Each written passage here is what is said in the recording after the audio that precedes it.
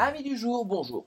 Aujourd'hui, nous parlons à nouveau du monde Street de Marvel au travers de ses séries Netflix, en particulier celle qui a tout lancé, Daredevil, pour sa saison 2. Bon, déjà l'avantage, c'est qu'on va gagner du temps, je n'ai pas à vous représenter la série ni le personnage.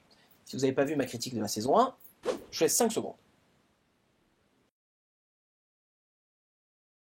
Ok, on y va.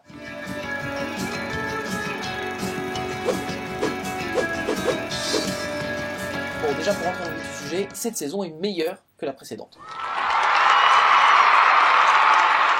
Est-ce que c'est dû au départ de son ancien showrunner Steve Knight? Je pense que oui, mais ça n'engage que moi. Les histoires ou arcs sont plus contigus. La saison elle-même est clairement coupée en 3, ce qui donne une histoire plus ténue. En gros, ça donne une meilleure énergie à la saison dans son ensemble. À mon goût, c'est la première partie de la saison qui est la meilleure, car nettement plus simple et nettement mieux gérée, contrôlée.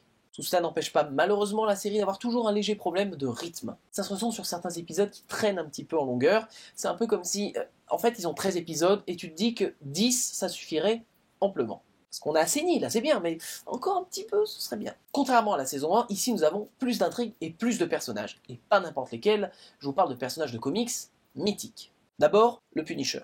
Rien que sa scène d'introduction suffit à vous faire dire que les scénaristes ont compris le personnage.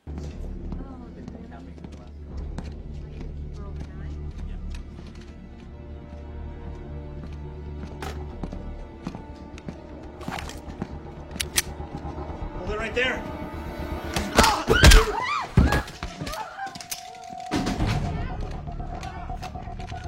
Fini toutes les incarnations pathétiques qu'on a eues avant.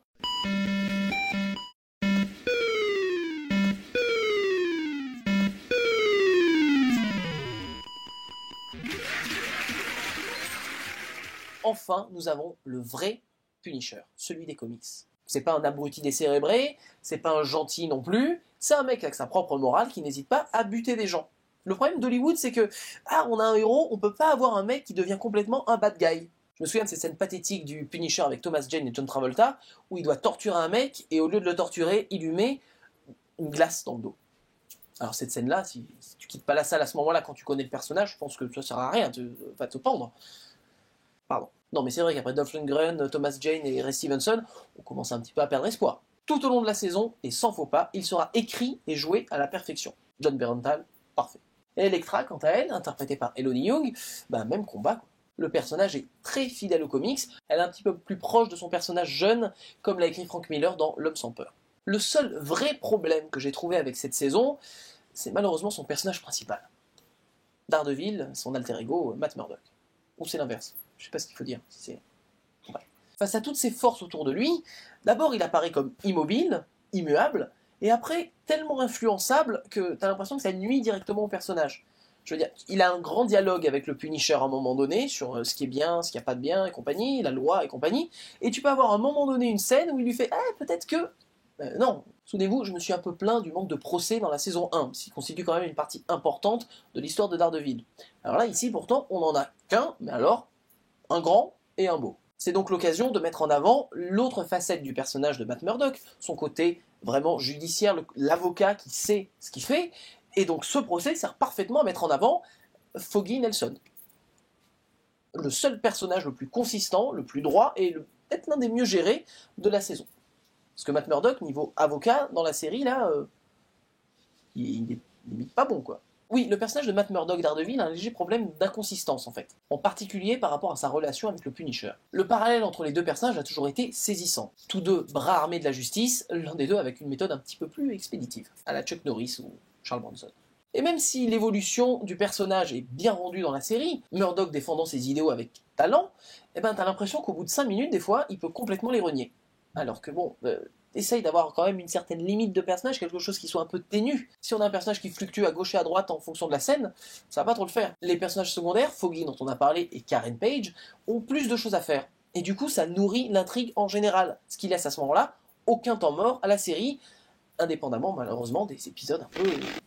je tire en longueur. Ça permet ainsi une meilleure vision globale de la série et moins de temps mort. Je parle pas des choses lentes, je dis juste qu'il y a moins de ralentissement au niveau des intrigues. Au bout du compte, plus confiants sur leur matériel de base, les scénaristes commencent ce qui pourrait être, à terme, non pas une bonne série, mais une excellente œuvre télévisuelle qui ne passe pas à la télé. Verdict.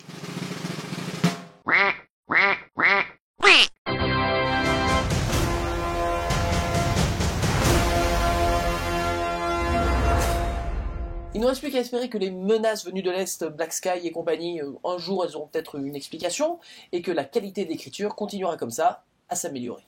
Donc je vous dis à l'année prochaine pour la saison 3, et d'ici là, amis du soir, bonsoir.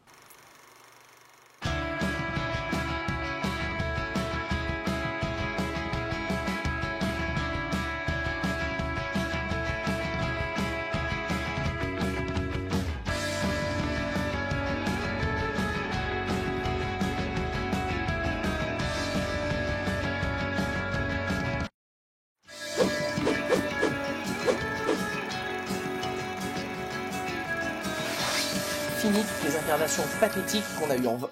Fini toutes les incarnations pathétiques qu'on a eues en vent. Avant, c'est pas compliqué comme mot.